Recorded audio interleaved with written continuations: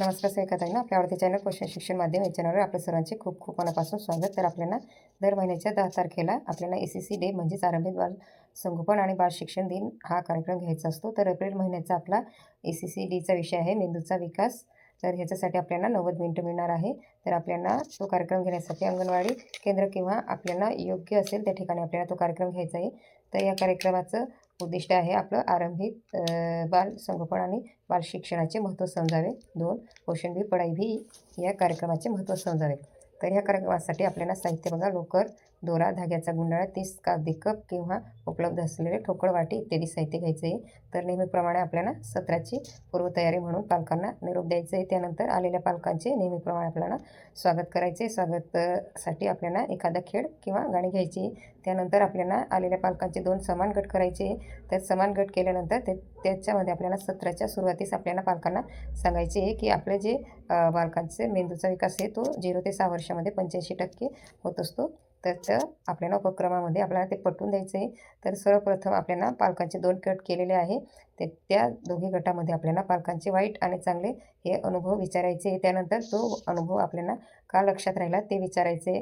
त्यानंतर आपल्याला एक खेळ घ्यायचा आहे बघा, 30 कपांचा किंवा उपलब्ध असलेल्या वाट्या ह्या पालकांच्या दोन्ही गटामध्ये आपल्याला समान द्यायचं आहे. आणि त्यानंतर पहिल्या गटाला मनोऱ्याच्या वरच्या आवडीतील 1 किंवा 2 कप काढण्यास सांगायचं आहे आणि इतरांना निरीक्षण करण्यास सांगायचं आहे. दुसऱ्या गटाचं बघा, आपल्याला मनोरा बनवला आहे, त्याच्यातनं जे खालच्या आवडी आहे त्याच्यातला 1 किंवा 2 कप काढण्यास सांगायचे आहे. आता निरीक्षण झाल्यानंतर अंगणवाडी सेविकाने पालकाशी चर्चा करायची आहे आणि त्यांना विचारायचं आहे की सांगायचे की पहिल्या गटाने जेव्हा वरच्या ओढीतील कप काढले तेव्हा मनोराला धक्का न बसता कुठलाही परिणाम झालेला नाही. आणि दुसरं विचारायचं आहे की तळाशी कप काढल्यानंतर मनोरा हा कोसळला आहे. त्याचप्रमाणे बालपणाचे मुलांचे चांगले सकारात्मक अनुभव दिले त्या मुलांचा पाया पक्का होतो आणि नंतर आयुष्याच्या काही अडचणी आल्या तरी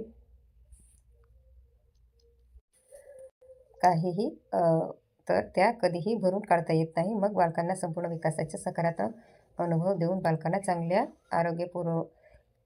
आरोग्य पुरेसा पोषण आहार, सुरक्षित वातावरण, संवेदन, पालकत्व आणि शिकण्याची संधी उपलब्ध होईल याचा प्रयत्न केला पाहिजे. मेंदूची जाळीचा हा दुसरा आपल्याला खेळ घ्यायचा आहे. मेंदूचे जाळे उपक्रम लोकरीच्या धाग्याने खेळ घ्यायचा आहे. पालकांचे 2 गट समान करायचे.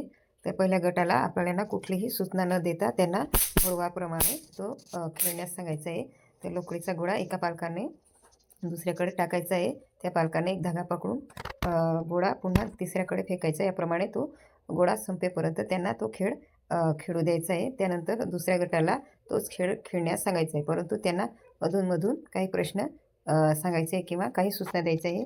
गोळा व्यवस्थित नीट फेका, झेलला नाही किंवा खेळताना खाली पडला त्याला नीट फेका, गोळा व्यवस्थित झेला, खाली पडू देऊ नका, म्हणून थांबू नका, लवकर फेका, वरवर खेळत नाही आहात असे थोडे नाराज होऊन रागावल्यासारखं म्हणायचं आहे.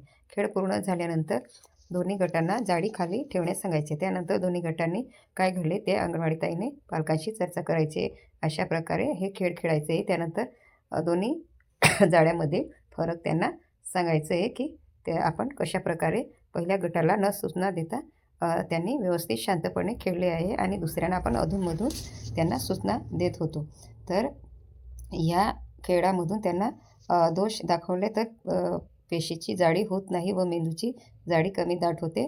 त्यामुळे मुले गोंधळलेले असतात, लक्ष एकाग्र करू शकत नाही, ऐकलेले समजण्यास वेळ लागतो, अशी त्यांना शिकवण्याची प्रक्रिया हळू होते, असे नीट होत नाही. चांगल्या वातावरणात मुलांच्या मेंदूच्या न्यूरॉन्सची जाडी दाट होते, मुलांची वाढ आणि विकास व्यवस्थित होते. त्यामुळे मुलांसोबत बोलणे, लक्ष देणे, ऐकणे, लक्ष केंद्रित करणे इत्यादी गुंतागुंतीची अवघड कामे सहज करता येते. अशा प्रकारे आपल्याला ते खेळामधून सविस्तर माहिती त्या पालकांना द्यायची.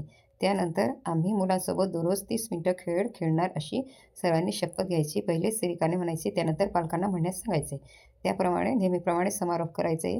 आता पालकांसोबत 3, 2, 1 हा उपक्रम खालीलप्रमाणे घ्यायचा. पालकांना विचारायचे की आज आपण 3 गोष्टी कोणत्या शिकल्या, आपण घरी जाऊन 2 गोष्टी कोणत्या करणार आणि 1 गोष्ट आपण इतर पालकांना सांगणार. शेवटी आपल्या सभेत उपस्थित राहिलेल्या सर्व पालकांना आभार मानायचे आणि पुढील बैठकीची तारीख त्यांना सांगायची आहे.